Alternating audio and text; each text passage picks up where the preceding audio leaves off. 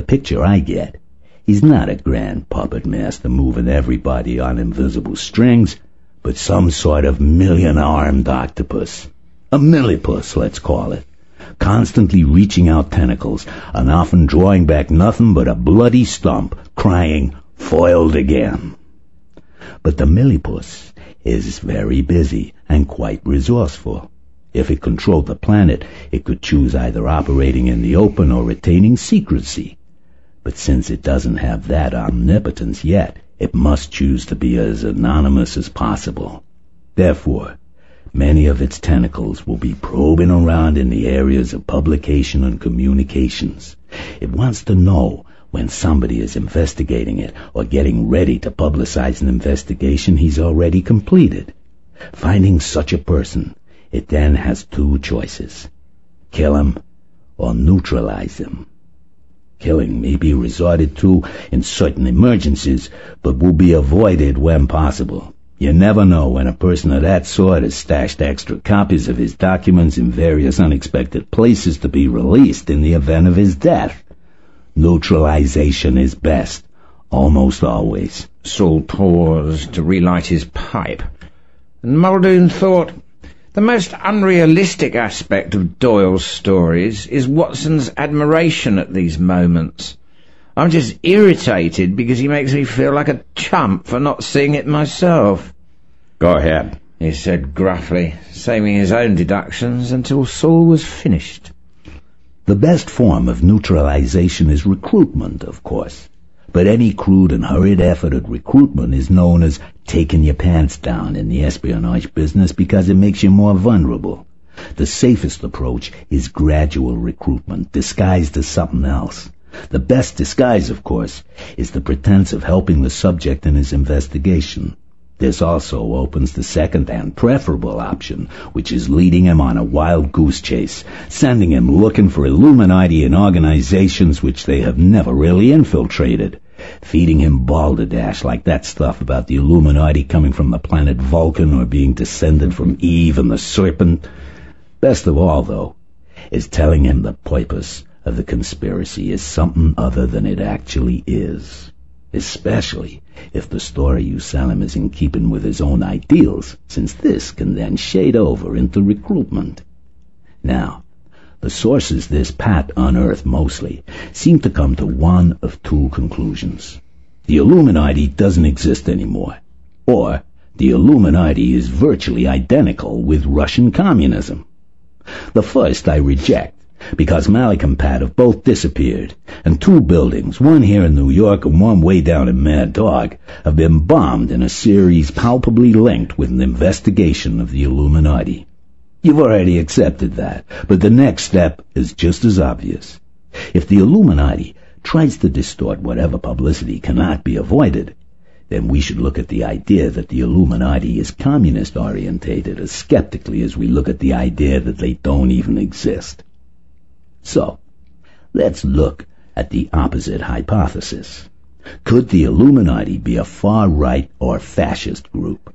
Well, if Malik's information was in any way accurate, they seem to have some kind of special headquarters or central office in Mad Dog, and that's Ku Klux and God's Lightning territory. Also, whatever their history before Adam Weishaupt, they seem to have gone through some reformation and revitalization under his leadership. He was a German and an ex-Catholic, just like Hitler.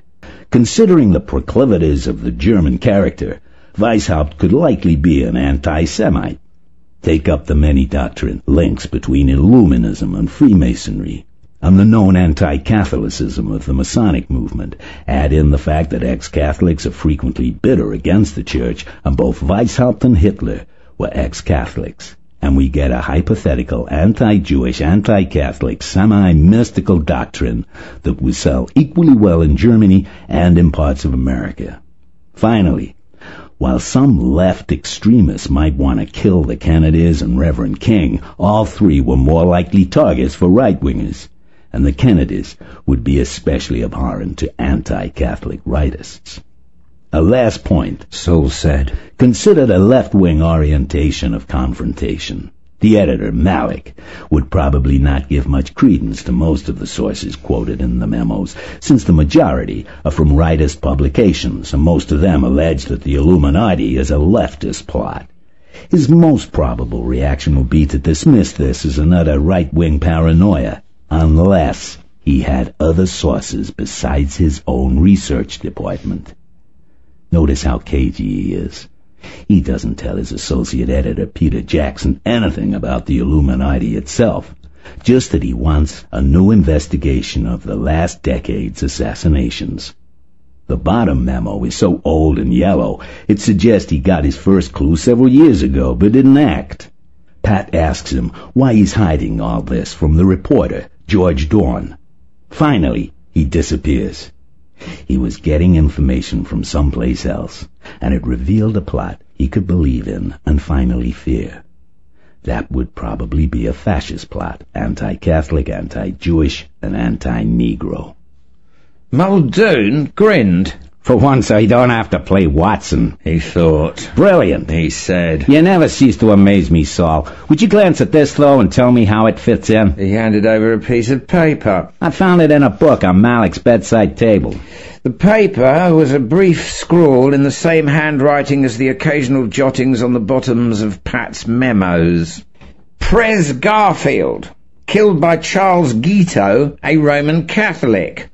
Prez McKinley, ditto by Leon Czolgosz, a Roman Catholic. Prez Theodore Roosevelt, attempted assassination by John Schrank, a Roman Catholic. Prez Franklin Roosevelt, attempted assassination by Giuseppe Zangara, a Roman Catholic. President Harry Truman, attempted assassination by Griselio Torrisola and Oscar Colacho, two Roman Catholics. Prez Woodrow Wilson, somewhat mysterious death while tended by a Roman Catholic nurse. Prez Warren Harding, another mysterious death. One rumour, it was suicide, also attended by a Catholic nurse. Prez John Kennedy, assassination inadequately explained. Head of CIA then was John McCone, a Roman Catholic, who helped write the inconclusive and contradictory Warren Report. House of Representatives, March the 1st, 1964. 5 congressmen wounded by Lebron Miranda Cordero Rodriguez assassination squad, all Roman Catholics. When Saul looked up, Barney said pleasantly, I found it in a book, like I said. The book was Rome's responsibility for the assassination of Abraham Lincoln by General Thomas M. Harris. Harris points out that John Wilkes Booth, the Surratt family, and all the other conspirators were Catholics, and argues they are acting under orders from the Jesuits. Barney paused to enjoy Saul's expression and went on. It occurs to me that, using your principle that most of the memos are full of false leads, we might question the idea that the Illuminati uses the Masons as a front to gather recruits. They would probably need some similar organization, though, one that exists all over the world, has mysterious rites and secrets, inner orders to which a select few are recruited, and a pyramidal authoritarian structure compelling everybody to take commands from above, whether they understand them or not.